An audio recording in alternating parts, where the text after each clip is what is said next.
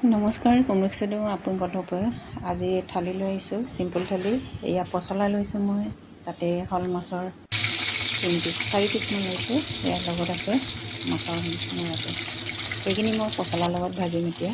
এয়া মাছখিনি ফ্ৰাই কৰা হৈয়ে গ'ল। সেইখিনি তেলতে মই পিঁয়াজ এটা কাটি ইয়াতে মই ভাজিম এতিয়া।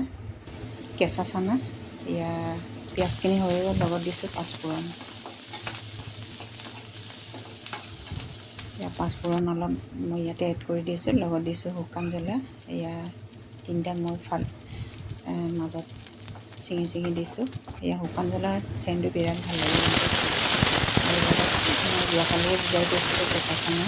এই চানাখিনি আগতে ভাজি লৈছোঁ, তাত দিছোঁ নিমখ, হালধি।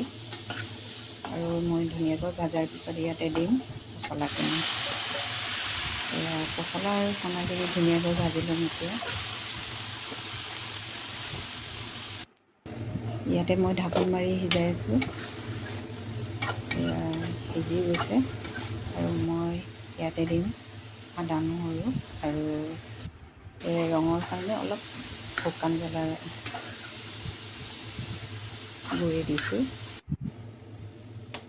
এয়া মই ইয়াত দিম এতিয়া মাছৰ মূৰাখিনি ধুনীয়াকৈ ভাঙিখিনি দিছোঁ।